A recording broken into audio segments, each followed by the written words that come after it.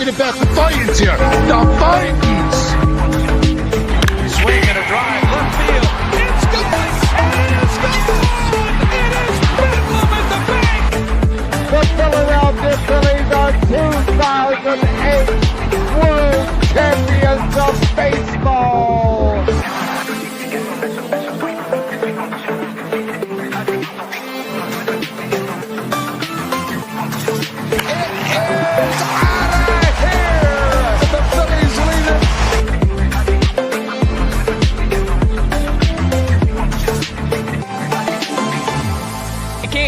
Podcast right here. You already know. Go fucking subscribe. Go follow. You are now listening to the 302 Birds Phillies postgame show with Eric, Brendan, Dalt, and Ballpark Tommy. Proudly powered by TickPick. Check out the link in the bio for $10 off your first order today. Let's take it to the show. Man, oh man, what a win. What a great outing from the pitching staff. Offense was a little bit irritating, just to put it out there, but pitching was really what saved the game. Aaron Nola looked dominant again. Jordan Romano didn't completely blow up like he did against the Marlins. Alvarado has a good outing. But what's up, everybody? Eric, also known as Shard, here with the 302 Birds Phillies post-game show. Friday, Chris, what a overall win, dude. Yeah, they got fucking lucky. like let's be real here. Their pitcher walked 3 guys in the top of the 10th, and Trey Turner pounded the ball into the ground where he should have been out. But the dumbass third baseman decides to pat the glove twice and throw over. That's not going to work against Trey Turner. And it wasn't even really close at first either. They got lucky. Very, very lucky, because they shouldn't have won this ball game. Yeah, I agree. But to start off the show, as we've been doing the past couple of nights, it's Fratty's Corner. Go ahead, Fratty. Gotta say is what's the name? Very big series win by the Phillies tonight. Hard to believe that the Cubs didn't even score more than 4 runs in a game this whole series against the Phillies. Believe it or not. And being the Cubs are one of the top offenses in the league right now, we held them in check pretty much. Under 5 runs every single game this series. Pitching for the most part in this series was, I'd give it probably a 90 out of 100. No, I'd say it was a B. It was a B minus to, it was B plus maybe. I give it B plus to pitching in this whole series. But the pitching was outstanding for the most part, close to a 90 on like the report card. And then the offense, I say I give it around the same. Probably a B, a little bit lower, maybe B, because of consistency. But overall, outside of Saturday was the only day we really sparked on offense, and then tonight we only had 3 runs. But yeah, this is really exciting that the Phillies beat Chicago, because we got to get used to beating good teams. We beat a good team in the Cubs. We've struggled mightily, besides the Dodgers in that first month of the season. We struggled mightily against good baseball teams for some reason, but we finally won.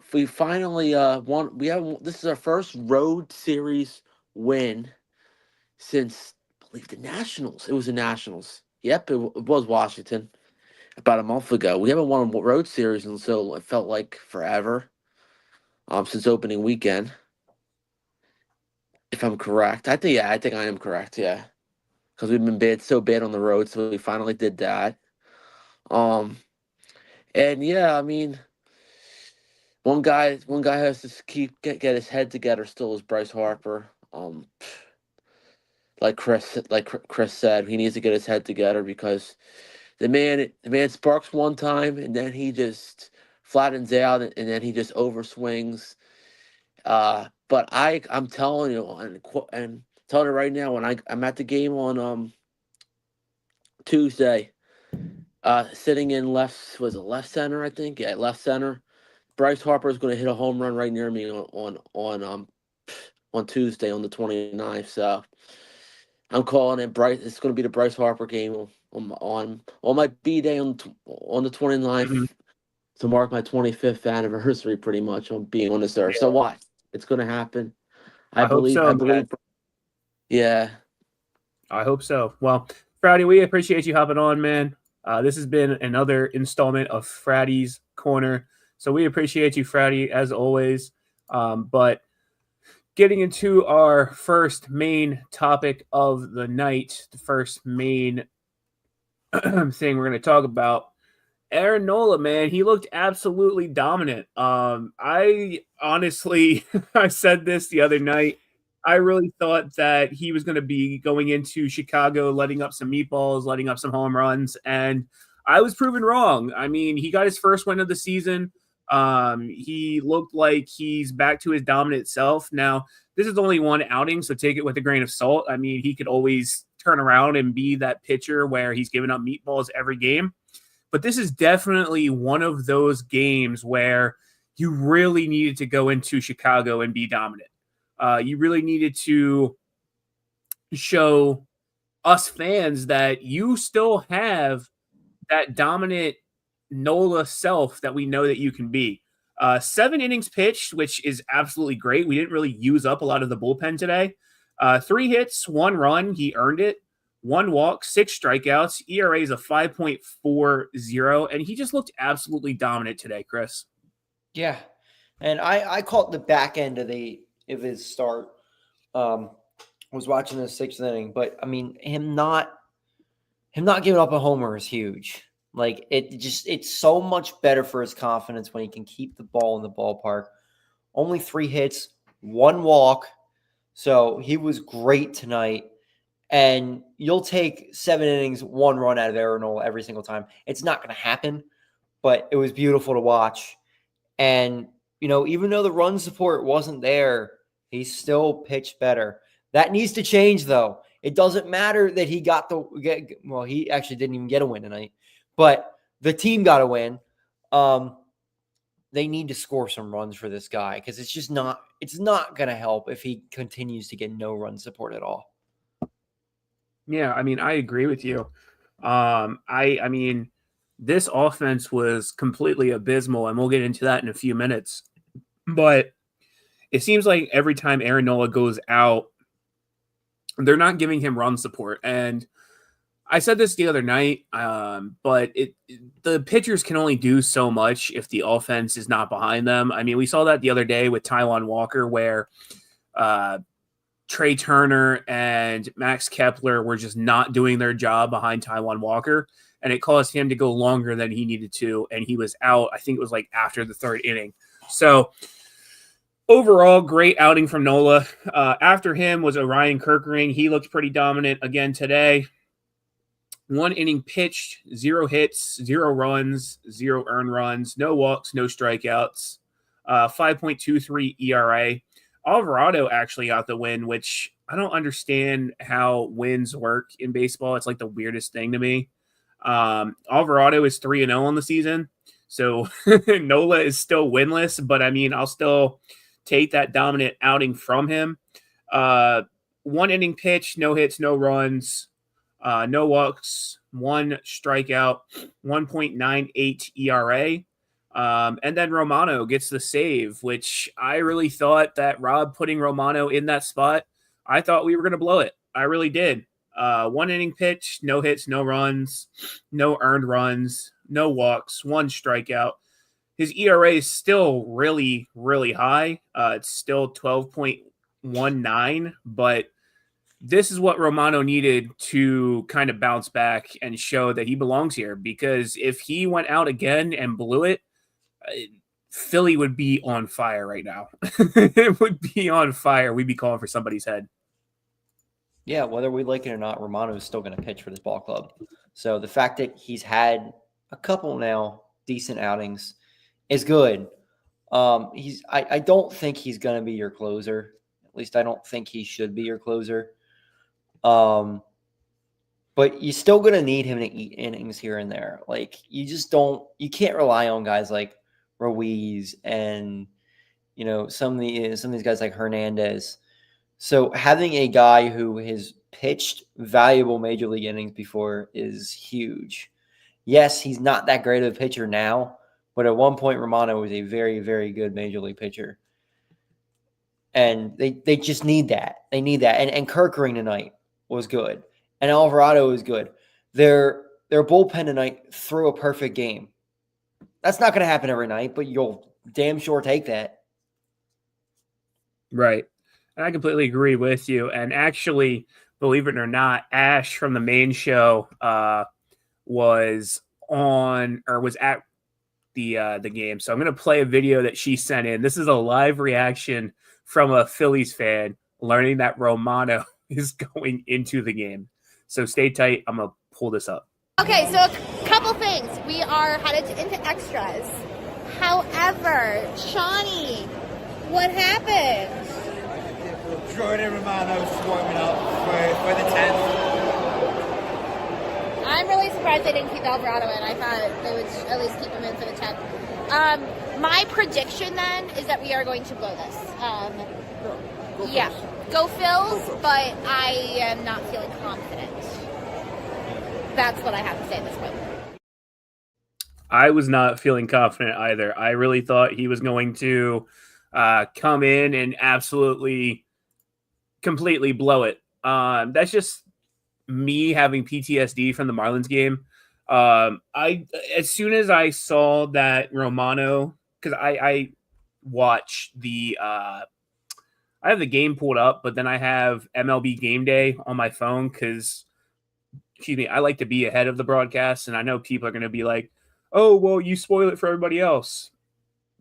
Yeah, I really don't care. But as soon as I saw Romano's face pop up on the Game Day app, I was like, "Oh shit! Like this is over. This is completely over. He's going to let up a bomb. He's going to let up hits."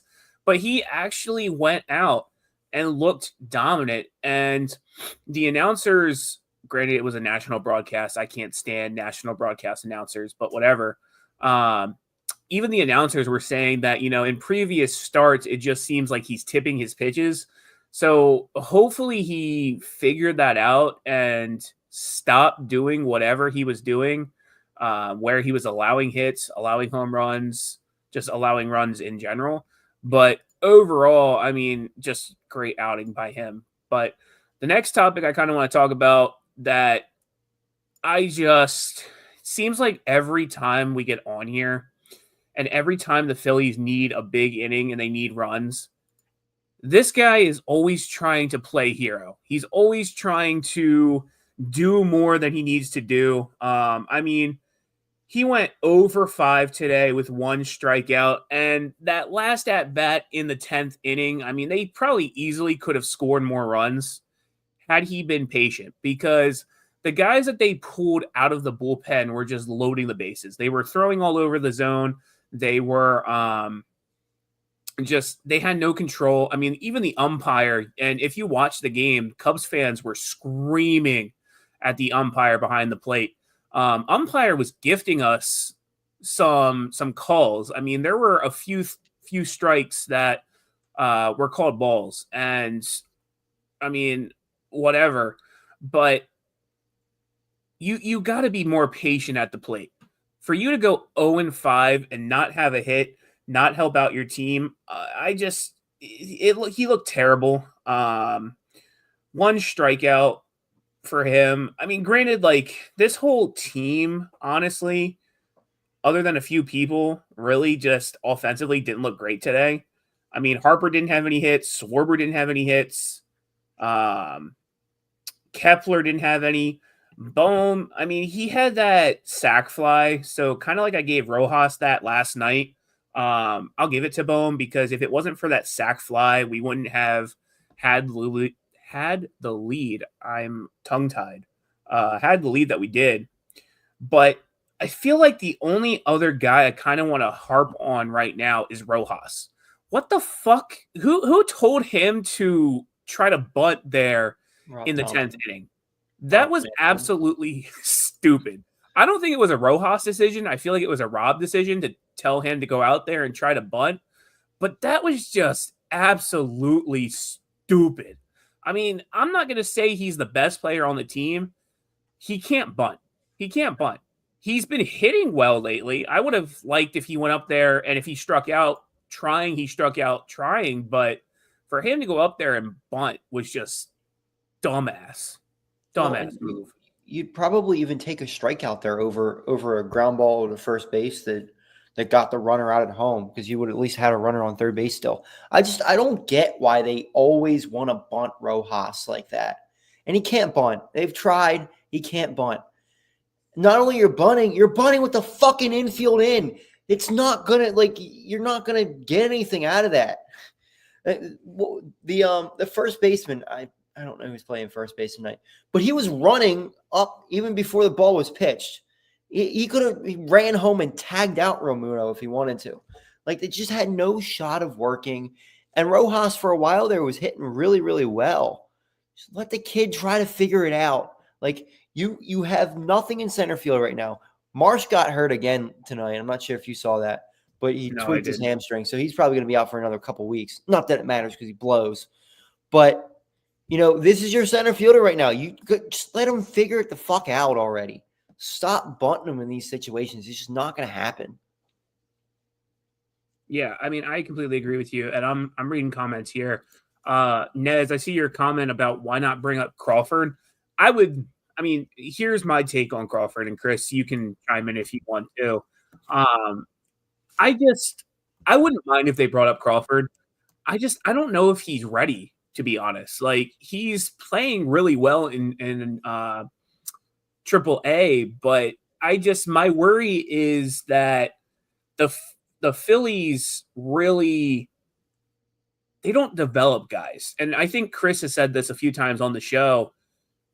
When's the last time we realistically had a player that was fully developed and didn't come up to the majors and just absolutely stunk? Yeah. If they bring up Crawford, he needs to play every single day. No fucking platoon, nothing like that. You need him to play every single day. And there's going to be some struggles, but you need to keep playing him. You can't pull him the next day. You can't bunt him with a guy on third base with the infield in. It's not going to work. And there's going to be some growing pains. The kid's 21 years old, right? Yeah, he doesn't hit the ball in the air too much. So if you're calling him up, you got to just accept he's your center fielder for the rest of the year. He's your center fielder for the next 5 years. Just keep playing the kid. You just can't jerk him around all over the place. It's not going to happen. Either do that or let him keep playing in AAA. He's batting 300 down there, 8 stolen bases. He's going to be a very good major league player. You just got to let him develop. It's going to take some time. If he was 24 or 25, is a different story. The one they should probably call up is Kemp, because I think he's 24 and he can play your corner outfield spots. He can play third base. He can play second base. He's a very versatile player, and I think he's that type of guy who can full-on replace what Cody Clemens was and be a much better player than Cody Clemens. But they'd rather keep guys like Cal Stevenson and Weston Wilson who suck. But yeah, I mean, I agree with you. I do just think that they need to develop him. And I'm looking here. I know you had said that Brandon Marsh got injured. I'm trying to pull it up here. Hold on. So Brandon Marsh exited today's game in AAA with a cramp in his right hamstring. The Phillies will check on him tomorrow back home. So who knows what that whole ordeal is. I really think that Marsh is trade fodder come trade deadline time. I don't see him being here much longer. And Brandon Marsh updates, if you're watching, I'm sorry, dude, but he's gone. He's gone. I'm sorry. But some good news out of AAA, though. Ranger Suarez threw 78 pitches this afternoon for the Iron Pigs. This is his 4th start of his rehab assignment. He struck out 8 over 4 2/3 innings. which is absolutely crazy. I mean, that's really insane for him to strike out 8 over pretty much almost 5 innings. So, shit. I mean, if he can come up here and add to the rotation, or really even out of the bullpen, I've seen some people say he should start out of the bullpen. I'll take it. I'll take it any day of the week. Yeah, pitch count was kind of high for him still. But I think you throw him in the rotation. He's a rotational guy. He's very good. I know people want that extra bullpen piece. Just don't fuck around with him. He's a very good pitcher when he's healthy. We know what he is. I don't think there's any moving him into the bullpen. Keep a 6-man rotation for now. One of these guys is going to get hurt. I mean, Sanchez is hurt right now. Who knows if he's going to make his next start? I haven't seen anything else on that. Now, I haven't been paying too much attention to the Phillies lately over the last couple of days because of the draft. But just one of these guys is going to get hurt. Go with a 6-man rotation for now. Sure, they might not have as many starts throughout the year, but I think it'll really benefit guys like Nola and Wheeler that are a little bit older, and their arm won't be as shot at the end of the year. And also might make them go a little bit longer into games. Right. So, well, that's all we have for you guys tonight. Phillies win in extra innings 3-1. Aaron Nola still does not get his first win of the season. It went to Jose Alvarado, but he did go 7 dominant innings for 1 earned run. The Phillies are off tomorrow, so we won't have a post-game show tomorrow. We'll be back on Tuesday. The Phillies start a at-home series at 6:45 on Tuesday against the Nationals before they go on to play the Diamondbacks at Citizens Bank Park. Can't really tell you what the pitching matchup is because the Nationals have not announced any of their starting pitchers yet for the series.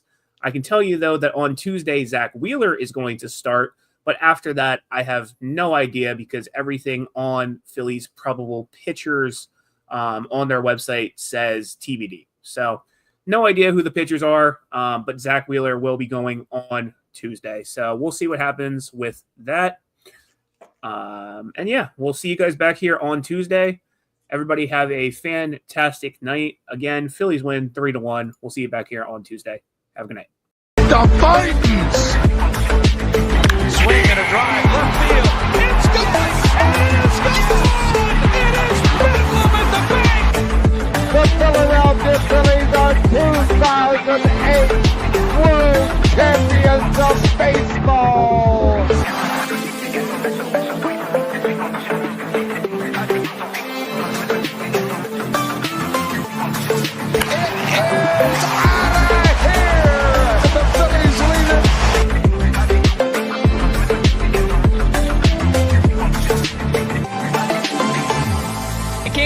Podcast right here. You already know. Go fucking subscribe. Go follow.